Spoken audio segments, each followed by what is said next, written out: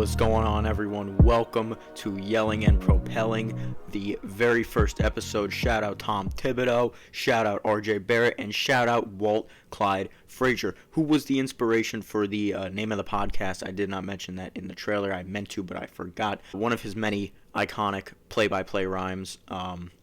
I have a full list of them in my notes just from watching the games over the years. I hope that doesn't make me seem like a lunatic, but nevertheless, welcome to the show, episode number 1. Today, we are going to be talking about should Tom Thibodeau be brought back for next season. After what has been a rather confusing and disappointing year for the Knicks, we sit 12th in the East, with just 14 games remaining in the season. And it's flown by, let me tell you. I never thought we'd be at this point.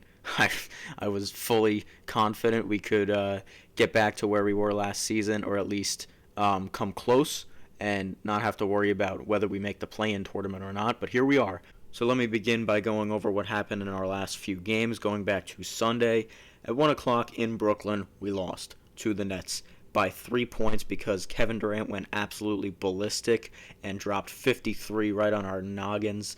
It's almost as if everybody's getting their career highs. Everybody's dropping 45, 50. We had a couple 60-point games from Kat and then Kyrie on back-to-back nights, which is pretty insane. But anyways, yeah, we lost to the Nets on Sunday, and then just the other day, on Wednesday, we beat the Blazers by 30, which we definitely were supposed to, because it was about Josh Hart, Justice Winslow, and I probably couldn't name many of the other players that the Blazers had on the court, but we got a cool 31 from RJ, a very inefficient 20 from Julius, but he did flirt with a triple-double with 9 rebounds and 7 assists, and IQ with a nice 18 off the bench in only 5 field goals made, so he was getting to the free throw line very consistently, so you love to see that from IQ. But now we must talk about the topic at hand, that being, should Tom Thibodeau be fired before the conclusion of this season, or should we bring him back to coach for next season?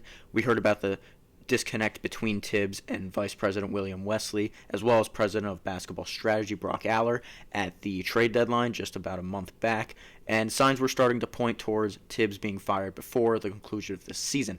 But just a couple days ago, it was announced that Knicks are expected to keep Thibs beyond this season per Jake Fisher, Bleacher Report. So it seems as if we're stuck with good old Thibs, and we don't really have a choice at that, as if we ever did as fans. I still believe, however, that this is worth speculating over whether or not this is the smartest decision at this time. So what I'm going to do is give you guys some of the reasons why Thibs deserves to be unemployed before this season finishes, and then on the flip side, why he deserves to retain his head coaching position for next season and get that second chance, and also some of the alternatives if we were to fire him and how those aren't very enticing, but I'll get into all that in just a few minutes. So first and foremost, the number one reason why Tom Thibodeau deserves to be fired, according to most Knicks fans who want him out of here, is that his rotation this year has been abysmal, and the over-reliance on the vets, something he's done time and time again in his coaching career with other teams, is just, it's been really frustrating to watch, neglecting some of the young bucks, some of which who are classic Tom Thibodeau players. A prime example of this, Deuce McBride. He's built like a bulldog, a rugged, tough defender, which is something we knew about him when we drafted him, but also he's shown the ability to run an offense quite well, not only from his time in the G League, where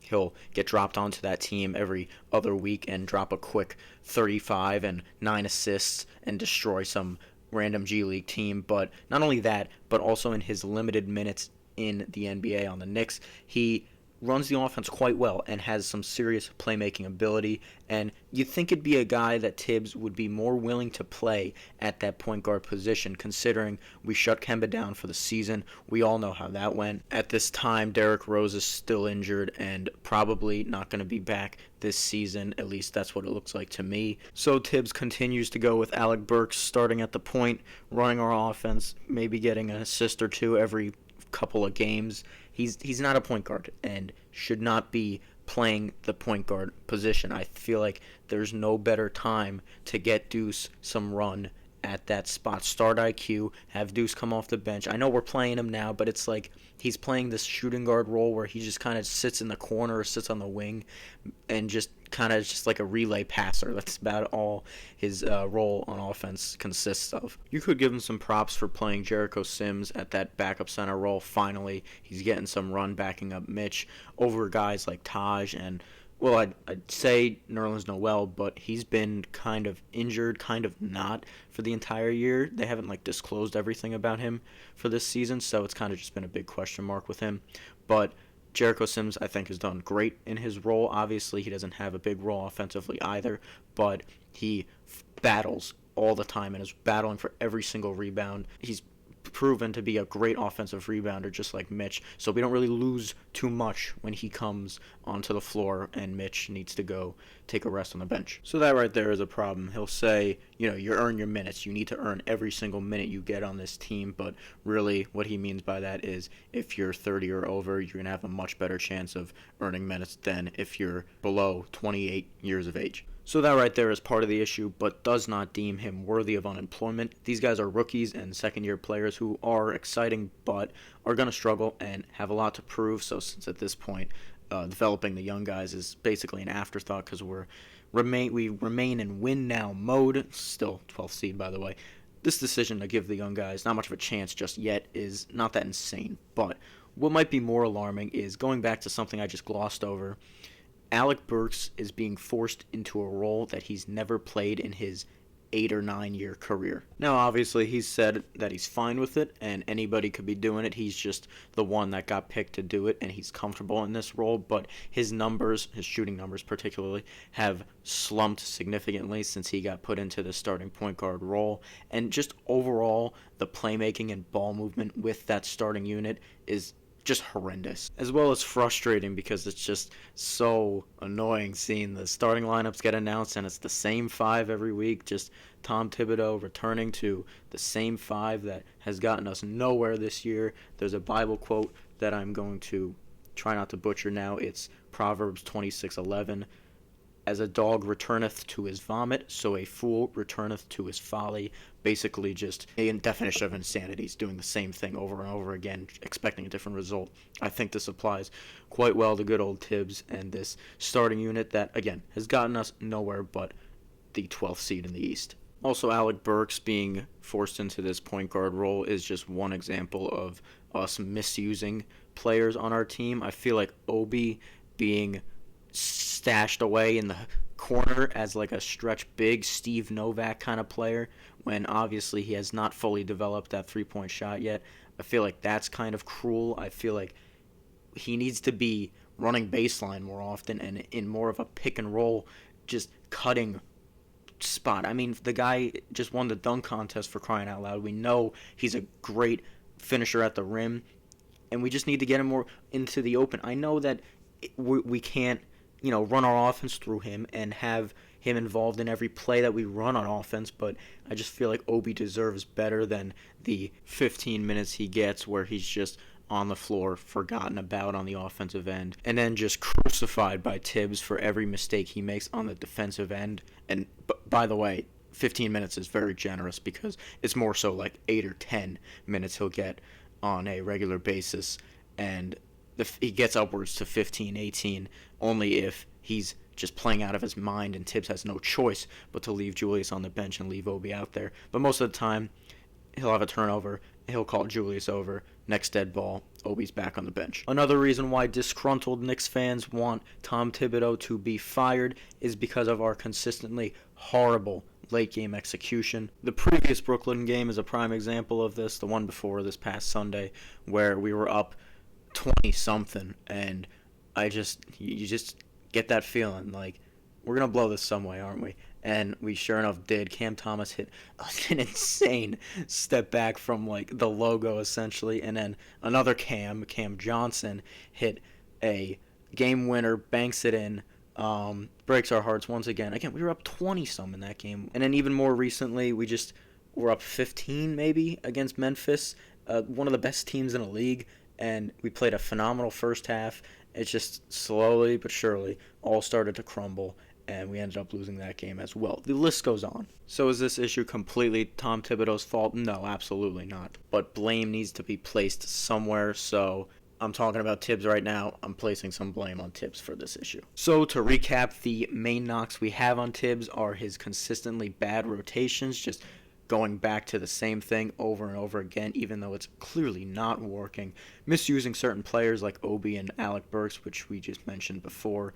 Not utilizing some of the others enough, particularly the young guys, just because of the fact that they're young, even though they certainly could give us a better chance to win now, and throw away the fact that they could be getting good development time on the court. And then lastly, our offensive scheme that just seems to fail time and time again late in the game, no matter the opponent. Alright, so now let's flip the script and start giving Tom Thibodeau the benefit of the doubt on a few different things. One being the obvious. We as Knicks fans are super hostile, and we criticize everything, every move that's made, every move that isn't made that we think should have been made. We criticize everything. And if this sort of thing was to go down in, say, Utah, like they come from missing the playoffs for however many years straight, make the playoffs as the 4th seed, the future looks bright, have a big step back and kind of back down to earth kind of season, people would not be, at least the majority of fans would not be demanding that the head coach be fired. But we know this, right? Like, players and coaches alike know this when they come to New York, that you're in the Big Apple, you're playing in the Mecca, you're coaching in the Mecca, all eyes are on you. Another thing that goes hand in hand with this is that the Eastern Conference last year is not nearly what it is this year. We ended up 41-31 with the 4th seed in the East, as I just mentioned, last year, and that same record, win percentage, would only get us the 6th seed in this year's Eastern Conference with the 7 through 10 seeds just right on our tails. A team like the Atlanta Hawks had similar expectations going into this year. If anything, they were higher expectations considering that they went further than us in the playoffs, obviously, and made it to the Eastern Conference Finals. So them sitting at 34-35 at the 10th seed right now is pretty disappointing for them as well. So we're not the only ones here suffering from a much tougher Eastern Conference. Now that that's all out of the way, we have to talk about the players that Tom Thibodeau is coaching and how many of them have not lived up to the expectations that were set for them this season, and also the players that aren't here that the front office took away from Thibs, let go in the offseason, and then the players that were brought in to replace them by the front office, like Kemba Walker and Evan Fournier. So right here's the main selling point. So last season, we were the best defensive team in the league in many different categories, and that was our identity. Defense was our identity, which is perfect because Thibs is absolutely known for his defense above anything else, aside from maybe not smiling. So our main objective for the offseason was to bring in players who can improve us on the offensive end, obviously, because we're great defensively. We just needed to improve our offense because sometimes it almost looked like it was a chore to score the basketball. So what we did is we brought in Kemba Walker and Evan Fournier to replace the likes of Frank Ntilikina, Elfrid Payton, and Reggie Bullock. 3 really solid defenders, and then you're bringing in Evan Fournier and Kemba Walker, 2 really below average on-ball defenders. So were those few minuscule changes enough to have us completely lose our identity of being a tough, rugged defensive team, the number 1 defensive team in the league? The unfortunate answer is yes. The way I just explained it seems almost obvious that when you bring in 2 crappy defenders to replace I'd say 3 because I mentioned Frank, but Frank wasn't really a part of the rotation last year, so we could just say Bullock and Elfrid Payton. Those 2 are above average defenders for their position, but to at least give you my perspective, I didn't see it coming. I thought that we could compensate and we would still be, we'd take a hit defensively from losing Bullock and Elfrid Payton, but we could compensate from the likes of R.J. Barrett and Mitch and some of the other really good defenders we have in this team. The young guys we brought in, Quentin Grimes and Jericho Sims and Deuce McBride, are great defenders for their age, for their position. So I figured we could compensate, and Evan Fournier and Kemba could give us enough offensively so that we could get back to where we were last season, but with a better, more well-rounded offense. So anyways, I, like the front office, thought it would work out and didn't think it would be too much of a burden giving Thibs these guys to work with, Kemba and Fournier. Clearly it has been. not like to say like they're horrible locker room presences and they just are such bad defenders that they just shouldn't be even in the league. That's not the case at all. That chemistry that we had last year, that fun we were having, looks like it's almost lost as well. So what I'm getting at here is that I don't think much of that really has anything to do with Thibs, and I don't think you can really blame Thibs for any of that. So what I'm about to get into now trumps everything that I just previously said defending Thibs, and that is that the alternatives, if we were to fire Thibs tomorrow, are not very enticing. So let me get into this. So Kenny Payne, one of the Thibs' assistant coaches and could have possibly been in the running for replacing Thibs if he were to be fired, just took a job with Louisville. He's going to be head coaching at his alma mater. Great opportunity for him, but that takes him out of the running. Before I even mention any other possible candidates to replace Thibs, you got to understand that this would be the 4th new head coach for RJ in only 3 seasons and the 5th for Mitchell Robinson. That head coaching spot is starting to look like a revolving door for the Knicks. It'd just be a really, really big decision to fire Thibs after everything he gave us last year. Coach of the year. We can't just throw him to the curb for some random guy to come in and just expect him to be our savior. Finding a suitable head coach to coach your team for years to come is vastly different than, for example, trying to find a quarterback to be the quarterback for your team. And I'm using football as an example here because we're in an era of pretty much positionless basketball, so I can't really say point guard doesn't really have that effect. So just bear with me here. So if you're trying to find a quarterback to throw for your team and you're doing it through the draft, you're doing it through free agency for a couple of years, and you're just waiting until you find Mr. Right, you're waiting until you find the guy that just clicks right when he comes in, that works, right? Teams do that all the time. You're not going to see a quarterback have a really bad year, regardless of if his year prior was really good. You're not going to see him have a really stinky year and then come back the next season like nothing changed. They're going to move on to the next guy, right? Finding the right head coach for your team is way, way different than trying to find, whatever player, whatever sport we're talking about.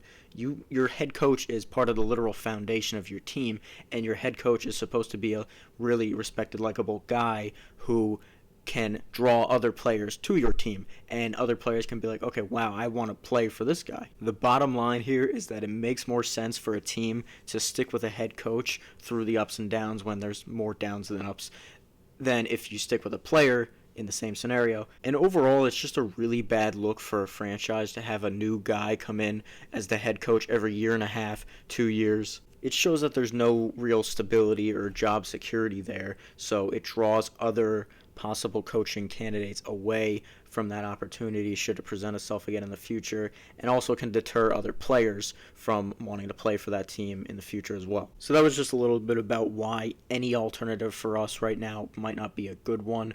But to actually mention some of the alternatives, I just talked about Kenny Payne a couple minutes back and how he's not an option anymore, although that would have been a rather enticing one. Another one is Johnny O'Brien, who's another assistant coach for Thibs right now and is very close with a ton of the players on our team. Doesn't have the resume, but he could come in and grow with our team from the ground up, so it's kind of enticing. And then there's the guys that we were talking about before we hired Thibs, like Kenny Atkinson and Jeff Van Gundy, but I don't know who's to say that the opportunity now is that much more favorable than it was back then, because clearly it wasn't favorable enough for them to come in and coach us then, so I don't know why it would be now. I'm not really betting on that. Also, to speak on JVG for a second, he's really close with Thibs, so for him to see Thibs get ran out of New York in less than 2 years, I don't think that helps our case trying to get him to come out of retirement and coach for the Knicks once again. Listen, let me conclude by telling you what it all boils down to, and that's, are we still in win-now mode, assuming we do not make the play-in, do not make the playoffs this year? Are we still going into next season in win-now mode, or are we trying to rebuild? Are we trying to reload a bit? What's the mindset here? So I think it boils down to that for Thibs, because if we're still in win-now mode, I don't think that there's any reason he should be fired. But if we are trying to go into a rebuild, or even just like a little bit like a mini rebuild where we just kind of reload, so to speak, I think then that gives us more of a reason to maybe look to elsewhere. It's tough to pick one side or the other because of how confusing and how painful this year has been. If you've watched many of the games, I'm sure you have that sour taste in your mouth where you just would rather not see another year of these vets being coached by Thibs, being overplayed by Thibs at that. But my final take on it is that I would prefer Thibs retains his head coaching position for next season. Certainly not because I think he did a phenomenal job this year, but definitely more so because I don't think that there's great alternatives. There's really no right or wrong here. It's frustrating for everyone. That's how it is as a Knicks fan, but I'm going with the when in doubt, stick it out philosophy. I don't know if that's an actual thing. I just made it up right on the spot. But yeah, that right there concludes episode number 1 of Yelling and Propelling. I want to thank you guys so much for tuning in and listening. I probably went all over the place this episode in terms of the topics I was trying to hit on and stuff, so I do apologize for that. But if you can bear with me like we're bearing with Thibs this season and next, then that would be lovely. 2 final quick things I wanted to mention. Number 1, I would love to have guests on the show in the very near future. So if you'd like to be featured on the show at any point, drop a comment or DM me on Instagram at ccapetta04, and I'd love to discuss Knicks with you and get you on the show. Number 2 is just that I wanted to reiterate that episodes for the podcast will be uploaded at 7 a.m. on Friday mornings, although this one's being uploaded way later. I do apologize for that, but expect next week's episode to be uploaded at 7 a.m. and everyone after that, 7 a.m. Friday mornings. But yeah, guys, that's just about all I got. Farewell for now. Have a superb rest of your day or night. I hope to see you again soon. Go Knicks.